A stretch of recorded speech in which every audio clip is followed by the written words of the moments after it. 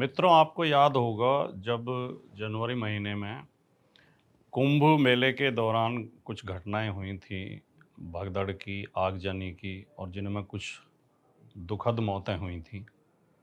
तब मैंने एक वीडियो की थी यूट्यूब पर और उसमें एक सवाल उठाया था कि लोग पाप धोने के लिए गंगा स्नान करने जाते हैं और ख़ास तौर से कुंभ मेले में तो विशेष ही पुण्य मिलता है कुंभ मेले में स्नान करने का। तो लोग तो जो जीवन भर उनसे भूल चूक में कोई गलत कार्य हो जाते हैं, उनकी माफ़ी के लिए और अपने पाप माफ़ कराने के लिए गंगा स्नान करने जाते हैं। लेकिन हमारे उत्तर प्रदेश के मुख्यमंत्री योगी आदित्यनाथ जी की कुव्यवस्था की वजह से जो कुंभ में घटनाएं हुई हैं, इनके पाप योगी जी कहाँ धोएंगे?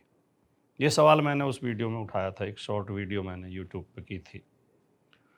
अब हाल में ही बीबीसी की रिपोर्ट आई है। जिस समय ये घटनाएं हुई कुंभ मेले में, सरकार ने पहले तो कोशिश की इन्हें छिपाने की और फिर जो है स्वीकार भी किया, तो सरकार ने 30 मौतें स्वीकार की कि कुंभ में जो भगदड़ हुई है उसमें 30 मौतें हुई हैं और एक भगदड़ स्वीकार की कि एक जगह भगदड़ हुई है। बाद में 7 मौतें और स्वीकार कर ली। कुल मिला के 37 मौतें उत्तर प्रदेश सरकार ने स्वीकार की।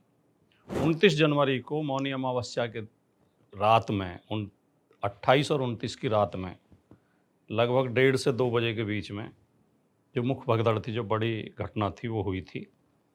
अगले दिन 29 जनवरी पूरे दिन मुख्यमंत्री इस घटना पर मौन साधे रहे और अन्य अन्य विषयों को लेकर ट्वीट करते रहे, बयान देते रहे और एक आध जगह कहीं मीडिया ने पूछा भी कि कुंभ में कोई घटना हुई है, तो मुख्यमंत्री ने ये कहा कि हाँ, छोटी-मोटी घटना हुई है, उसमें कुछ लोग घायल हुए हैं, अफ़वाह ना फैलाएँ, लोगों को डराएँ नहीं। मतलब उन्होंने स्वीकार नहीं किया कि उसमें कुछ मौतें हुई हैं। बाद में शाम को जब प्रधानमंत्री ने ट्वीट कर दिया, प्रधानमंत्री ने एक्स पर पोस्ट किया कि जो कुंभ में मौतें हुई हैं, मैं उनके प्रति श्रद्धांजलि अर्पित करता हूँ। तब शाम को 8 बजे उत्तर प्रदेश के मुख्यमंत्री योगी आदित्यनाथ जी मीडिया के सामने आए और ये स्वीकार किया कि वहाँ एक भगदड़ की घटना हुई है और उसमें कुछ मौतें हुई हैं। फिर बाद में धीरे-धीरे पहले 30 फिर 37 स्वीकार किया और उत्तर प्रदेश सरकार ने इन 37 में से एक को नहीं दिया मुआवजा, 36 लोगों को 25-25 लाख रुपए के चेक उत्तर प्रदेश सरकार की ओर से दिए गए।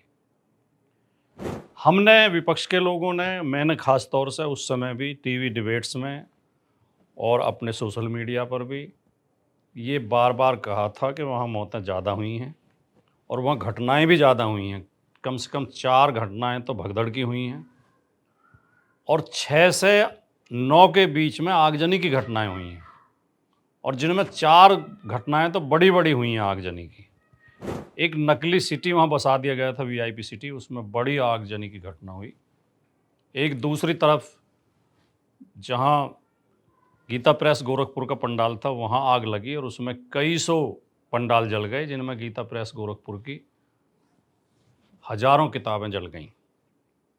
लेकिन सरकार और सरकार के पक्ष के लोग और टीवी चैनल्स के एंकर नकारते रहे कि ये फर्जी आरोप हैं। लेकिन अब हाल ही में बीबीसी ने एक बहुत जांच पड़ताल के बाद, बहुत गहरी जांच पड़ताल के बाद, जो पत्रकारिता का असली काम है, घर-घर जाकर लोगों से पूछताछ करके सबूत जुटाकर, अब बीबीसी ने 82 लोगों की सूची जारी की है और ये कहा है कि इन 82 लोगों की मौत की पुष्टि हम कर सकते हैं। इनकी मौत की, हमारे पास इनकी मौत के सबूत हैं, जिनकी मौत कुंभ मेले में भगदड़ में दब के हुई है और 4 घटनाएं वहाँ भगदड़ की हुई हैं। ये भी बीबीसी ने अपनी रिपोर्ट में लिखा है। बीबीसी का रिपोर्टर 100 परिवारों से मिला, जिन्होंने ये बताया कि हमारा परिजन, हमारे परिवार का सदस्य कुंभ मेले में गंगा स्नान करने गया था और उसकी डेड बॉडी घर पे आई। वो वहाँ भगदड़ में दब के मर गया। लेकिन 82 लोग सबूत दे पाए। जब बीबीसी के रिपोर्टर्स ने सबूत मांगे, तो कोई फ़ोटो या कोई कुछ सबूत वो 82 लोग दे पाए, तो बीबीसी ने कहा कि हम केवल 82 की बात करेंगे। वैसे तो हम 100 परिवारों से मिले हैं और मौतें इनसे भी ज़्यादा हुई हैं। 82 के तो बीबीसी के पास सबूत हैं। और देखिए, और बड़े दुःख की और दुर्भाग्य की बात देखिए कि इनके परिवारों को 5-5 लाख रुपए कैश पकड़ा दिया गया। कैश इसलिए दिया गया कि ताकि कहीं रिकॉर्ड में ना आए, कुछ सबूत ना बने कि मौतें ज़्यादा हुई हैं। जो 36 लोगों को ऑन रिकॉर्ड मुआवजा दिया गया चेक से, उन्हें तो 25-25 लाख रुपए दिए गए। और इनके अलावा लगभग 51 लोगों को, 50-51 लोगों को 5-5 लाख रुपए कैश दे दिए गए। बीबीसी के रिपोर्टर्स ने उनके फ़ोटो, परिवार के लोगों को जब कोई खास, ज़्यादातर तो पुलिस वाले आए और उनके घर 5 लाख रुपए पकड़ा गए और उनसे एक कागज़ पे साइन करा के ले गए। और उस कागज़ में पहले से ही लिख के लाए थे वो कि हमारे सदस्य की तबीयत ख़राब थी, तबीयत ख़राब होने की वजह से इसकी मृत्यु हो गई। अगर तबीयत ख़राब होने की वजह से उसकी मृत्यु हुई है तो पुलिस का दरोगा उनके घर 5 लाख रुपए क्यों दे के जा रहा है? तो बहुत लोगों ने कागज़ पे साइन करते हुए और 5 लाख रुपए लेते हुए फ़ोटो खींच लिए और वो पुलिस वालों के साथ उनके फ़ोटो मौजूद हैं, वो बीबीसी रिपोर्टर को मिले हैं। तो ये रिपोर्ट अब बीबीसी की आई है। इस रिपोर्ट के बाद क्या, मतलब जो मुख्यमंत्री अपने आप को महंत कहते हैं, संत कहते हैं, साधु कहते हैं, धर्मात्मा कहते हैं, धार्मिक व्यक्ति कहते हैं, उस मुख्यमंत्री के प्रति आक्रोश का भाव मन में आता है कि नहीं आता है? आप धर्म का चोला पहनकर इतना बड़ा पाप कर रहे हैं, इतना बड़ा अपराध कर रहे हैं और आप इतना बड़ा झूठ बोल रहे हैं। पहली बात तो आपने वहाँ कुंभ में ठीक से व्यवस्था नहीं की।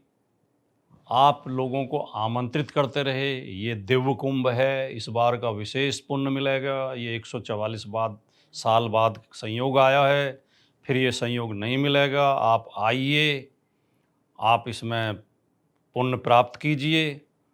और भीड़ ज़्यादा हो गई, उसे आप नियंत्रित नहीं कर पाए, आपकी पुलिस व्यवस्था नहीं कर पाई और आपकी पुलिस ने मूर्खतापूर्ण तरीके से वहाँ ऐलान कर दिया माइक पर कि अमृत बरस रहा है, जल्दी स्नान कीजिए।